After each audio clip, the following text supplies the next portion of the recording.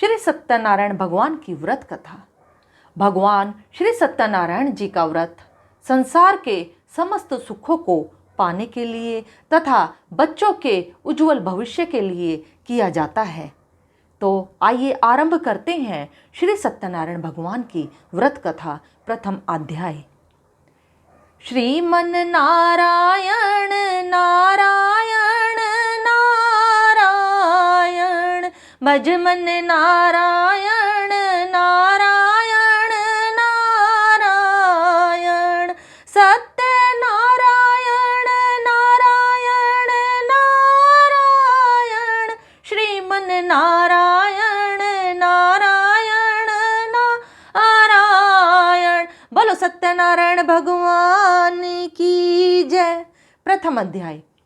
एक समय नैमिषारण्य तीर्थ में शौनक आदि 88,000 ऋषियों ने श्री सूत जी से पूछा, हे प्रभु, इस कलयुग में वेद विद्या रहित मनुष्यों को प्रभु भक्ति किस प्रकार मिलेगी तथा उनका उद्धार कैसे होगा? हे मुनिश्रेष्ठ, कोई ऐसा तप बताइए जिसमें थोड़े समय में पुण्य प्राप्त हो तथा मनवांछित फल मिले। वह कथा सुनने की हमारी इच्छा है। सर्वशास्त्र ज्ञाता श्री सूत जी बोले, हे वैष्णव में पूज्य, आप सबने प्राणियों के हित की बात पूछी है, अतः मैं उस श्रेष्ठ व्रत को आप लोगों को बताऊंगा जिस व्रत को नारद जी ने लक्ष्मी नारायण जी से पूछा था और श्री लक्ष्मीपति ने मुनिश्रेष्ठ नारद जी से कहा था। सो ध्यान से सुनो। एक समय योगी राज नारद जी दूसरों के हित की इच्छा से अनेक लोकों में घूमते हुए मृत्यु लोक में आ पहुँचे। यहाँ अनेक योनियों में जन्मे हुए प्रायः सभी मनुष्यों को अपने कर्मों द्वारा अनेक दुखों से पीड़ित देखकर सोचा, किस यत्न के करने से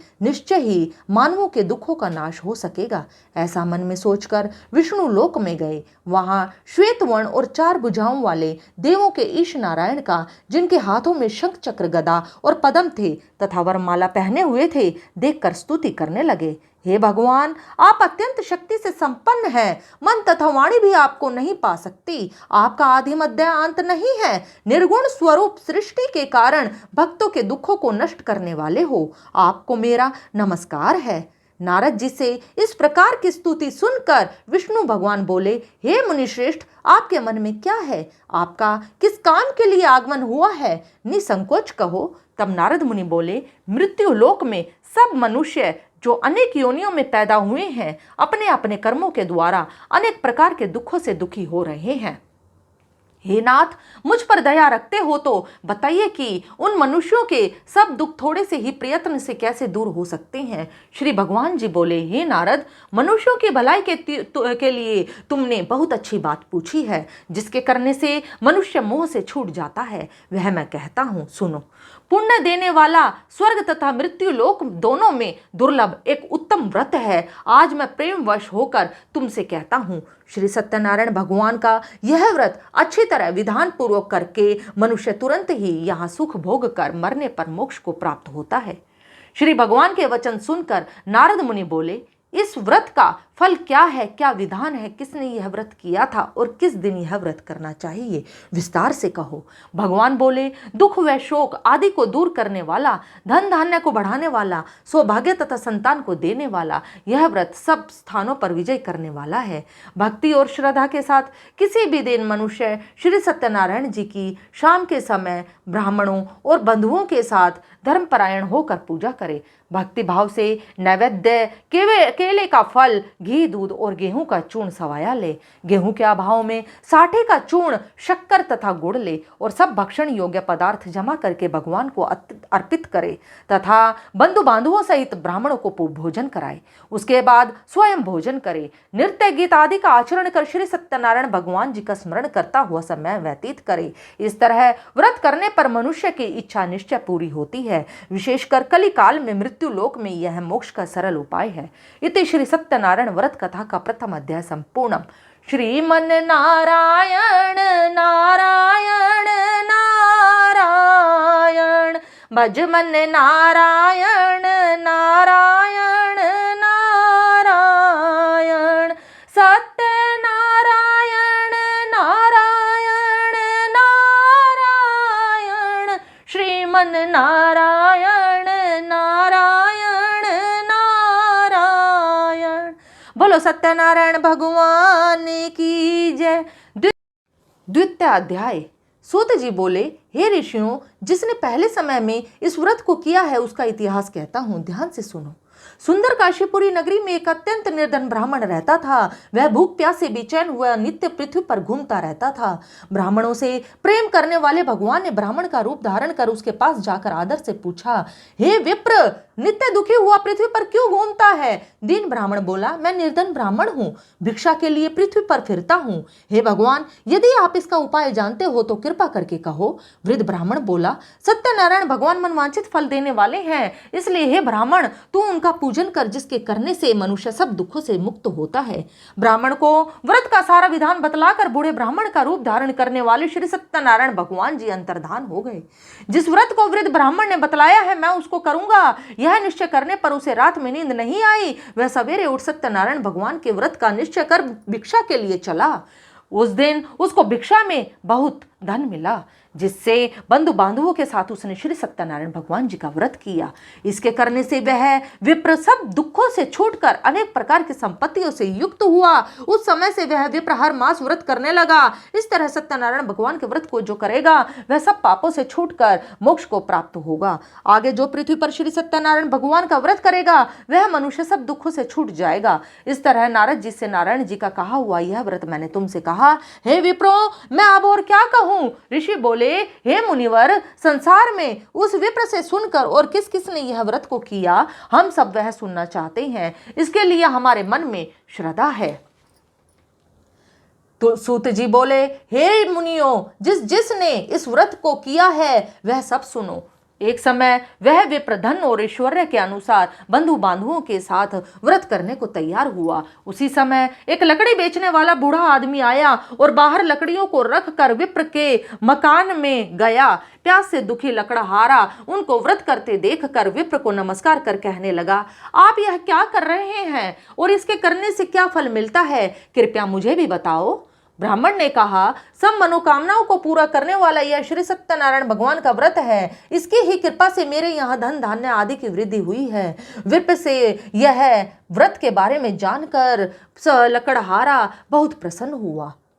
विप्र से इस व्रत के बारे में जानकर लकड़हारा बहुत प्रसन्न हुआ। चरणामृत ले और प्रसाद खाने के बाद अपने घर को गया। लकड़हारे ने अपने मन में इस प्रकार का संकल्प किया कि आज गांव में लकड़ी बेचने से जो धन मिलेगा उसी से श्री सत्यनारायण भगवान जी का उत्तम व्रत करूंगा। यह मन में विचार कर वह बूढ़ा आदमी लकड़ियां अपने सर पर रखकर जिस नगर में धनवान लोग रह रहे थे वह ऐसे सुंदर नगर में पहुंचा। उस रोज वहां पर उसे उन लकड़ियों के दाम पहले दिनों से चौगुना मिले।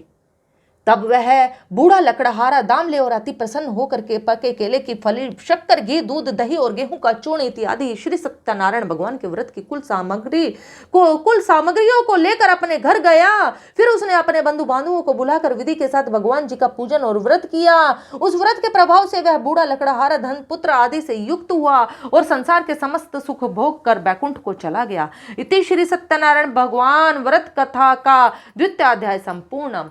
श्रीमन नारायण नारायण नारायण, भज मन नारायण नारायण नारायण, सत्य नारायण नारायण नारायण, श्रीमन नारायण नारायण नारायण। बोलो सत्यनारायण भगवान की जय। तृतीय अध्याय।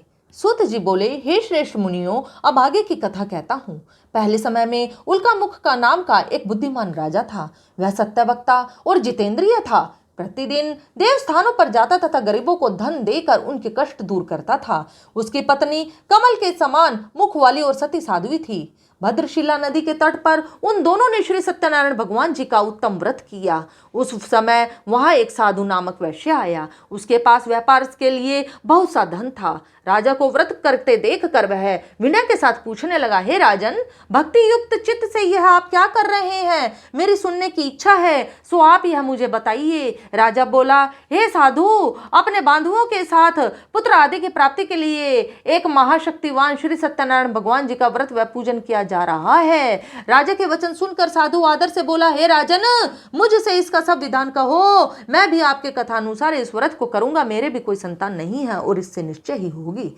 राजा से सब विधान सुन व्यापार से निवृत्त हो वह आनंद के साथ घर गया।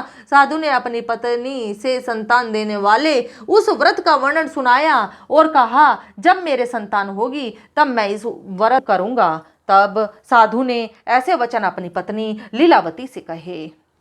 एक दिन उसकी पत्नी लीलावती पति के साथ आनंदित हो सांसारिक धर्म से प्रवृत्त होकर श्री सत्यनारायण भगवान की कृपा से गर्भवती हो गई तथा 10वें महीने में उसके एक सुंदर कन्या का जन्म हुआ। दिनों दिन वह इस तरह बढ़ने लगी जैसे शुक्ल पक्ष का चंद्रमा बढ़ता है। कन्या का नाम कलावती रखा गया। तब लीलावती ने मीठे शब्दों में अपने पति से कहा, जो आपने संकल्प किया था कि सत्यनारायण भगवान जी का व्रत करूंगा, अब आप उसे करिए। साधु बोला, हे प्रिय, इसके विवाह पर करूंगा। इस प्रकार अपनी पत्नी को आश्वासन दे वह नगर को चल दिया। कलावती पितृगृह में वृद्धि को प्राप्त हो गई। साधु ने जब नगर में सखियों के साथ अपनी पुत्री को देखा तो तुरंत ही दूत को बुलाकर कहा, पुत्री के लिए कोई सुयोग्य वर देख कर लाओ। साधु की आज्ञा पाकर दूत कंचन नगर पहुंचा और वहां पर देखभाल कर लड़की के लिए सुयोग्य वणिक पुत्र को ले आया। उस सुयोग्य लड़के को देखकर साधु ने अपने बंधु बांधुओं सहित प्रसन्नचित्त अपनी पुत्री का विवाह उसके साथ कर दिया, किंतु दुर्भाग्य से विवाह के समय भी उस व्रत को करना भूल गया। तब श्री सत्यनारायण भगवान क्रोधित हो गए और शाप दिया, तुम्हें दारुण दुख प्राप्त होगा। अपने कार्य में कुशल साधु बनिया जामाता सहित समुद्र के समीप स्थित होकर रत्नसारपुर नगर में गया और वहां दोनों ससुर जमाई चंद्रकेतु राजा के उस नगर में व्यापार करने लगे।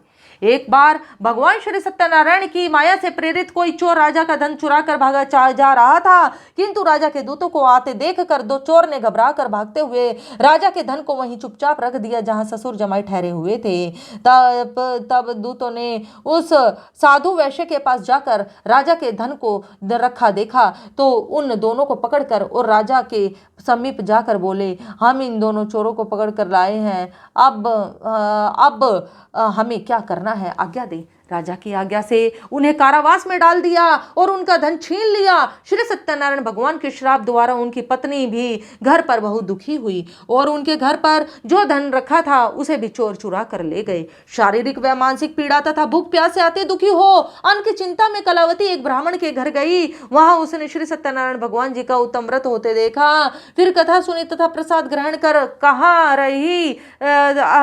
प्रसाद ग्रहण कर रात को घर आई।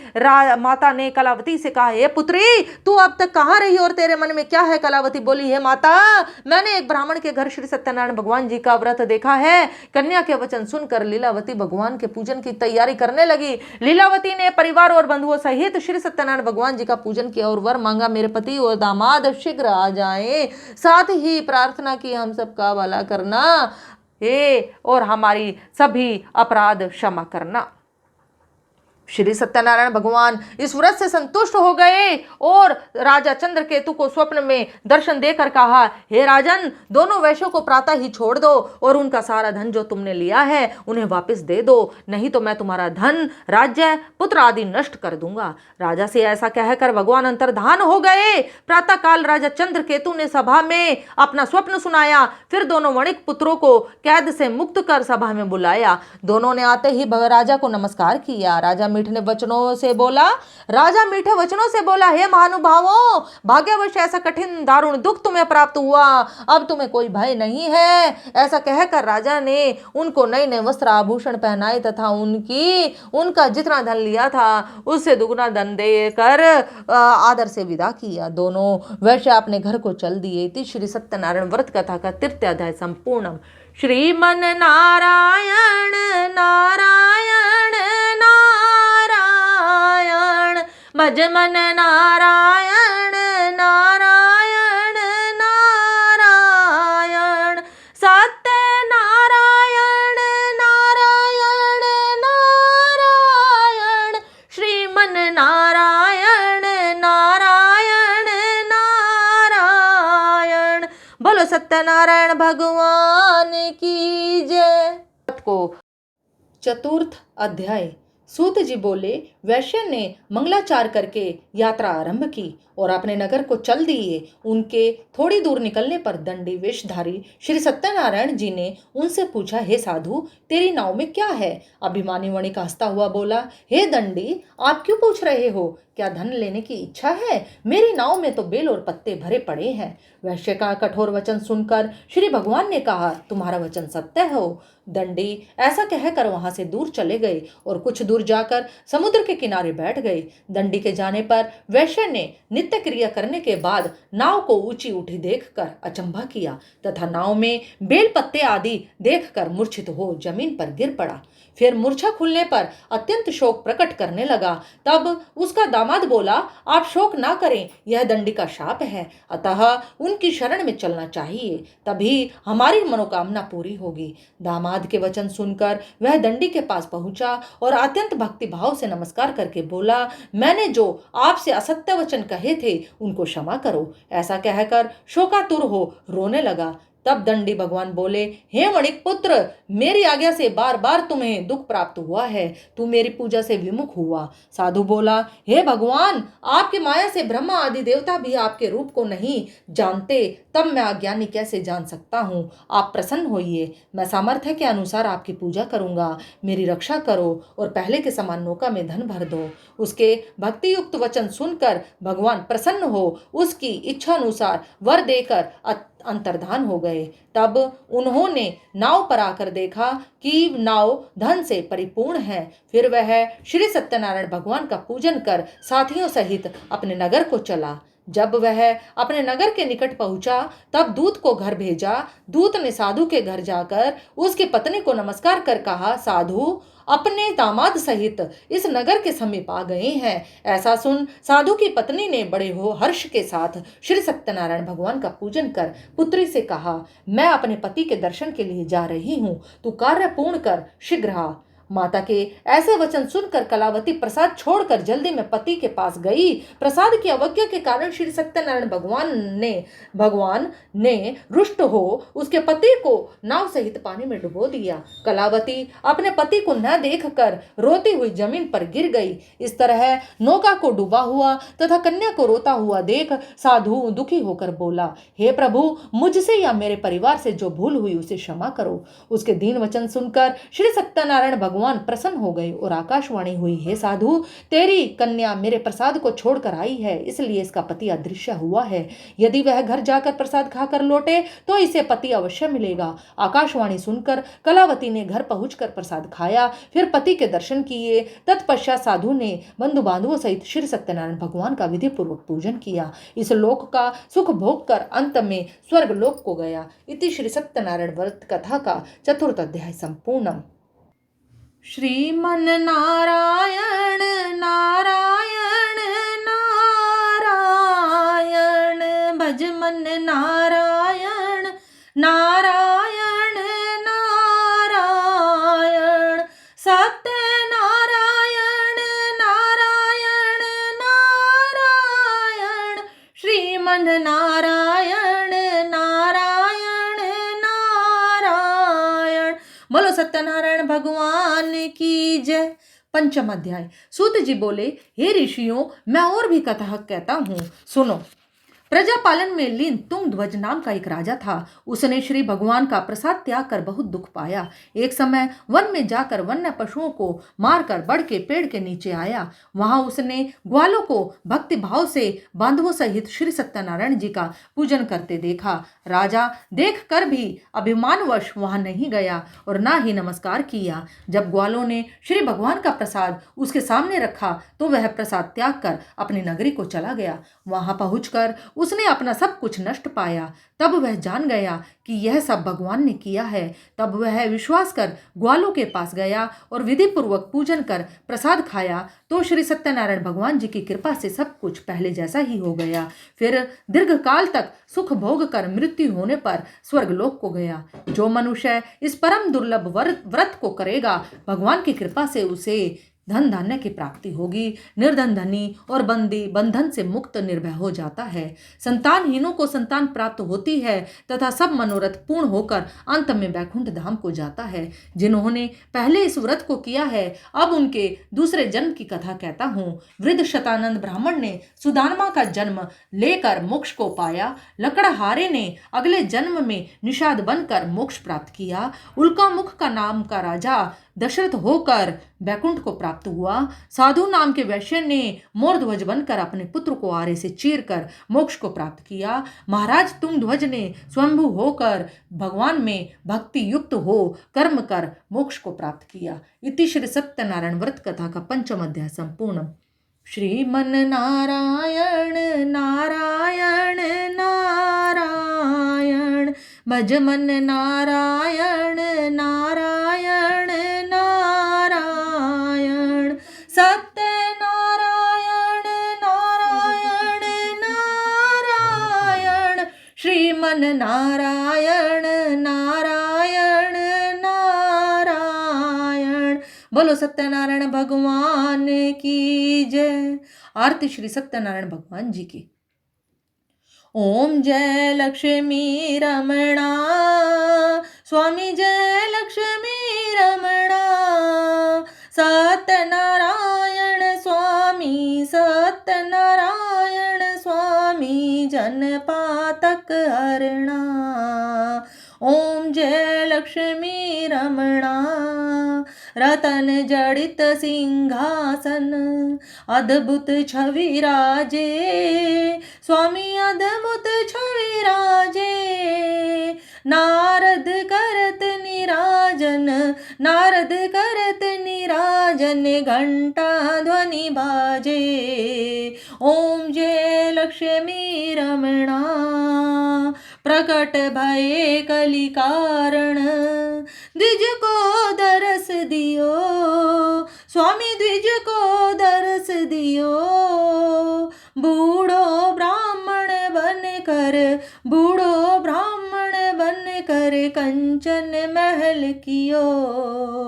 ओम जय लक्ष्मी रमणा दुर्बल भील कठारो जिन पर कृपा करी स्वामी जिन पर कृपा करी। चंद्रचूड़ एक राजा चंद्रचूड़ एक राजा तिनकी विपत्ति हरी। ओम जय लक्ष्मी रमणा वैश्य मनोरथ पायो शरधा तज दीनी स्वामी शरधा तज दीनी। सो फल भोग्यो प्रभु जी सो फल भोग्यो प्रभु जी फिर स्तुति कीनी। ओम जय लक्ष्मी रमणा भाव भक्ति के कारण छिन छिन रूप धरियो स्वामी छिन छिन रूप धरियो। शरदा धारण कीनी शरदा धारण कीनी तिनको काज सरियो। ओम जय लक्ष्मी रमणा ग्वाल बाल संग राजा वन में भक्ति करी स्वामी वन में भक्ति करी। मन वांछित फल दीन्हा मन वांछित फल दीन्हा दीन दयालु हरि। ओम जय लक्ष्मी रमणा चढ़त प्रसाद सवायो कदली फल मेवा स्वामी कदली फल मेवा। धूप दीप तुलसी से धूप दीप तुलसी से राजी सत्य देवा। ओम जय लक्ष्मी रमणा ओम जय लक्ष्मी रमणा स्वामी जय लक्ष्मी रमणा। सत्यनारायण स्वामी सत्यनारायण स्वामी जनपातक हरणा। ओम जय लक्ष्मी रमणा श्री सत्यनारायण स्वामी जी की आरती जो कोई नर गावे, स्वामी प्रेम सहित गावे। कहत शिवानंद स्वामी, कहत हरि हर स्वामी, मनवांछित फल पावे। ओम जय लक्ष्मी रमणा, ओम जय लक्ष्मी रमणा, स्वामी जय लक्ष्मी रमणा। सत्यनारायण स्वामी, सत्यनारायण स्वामी, जन पातक हरणा। ओम जय लक्ष्मी रमणा। बोलो सत्यनारायण भगवान की जय।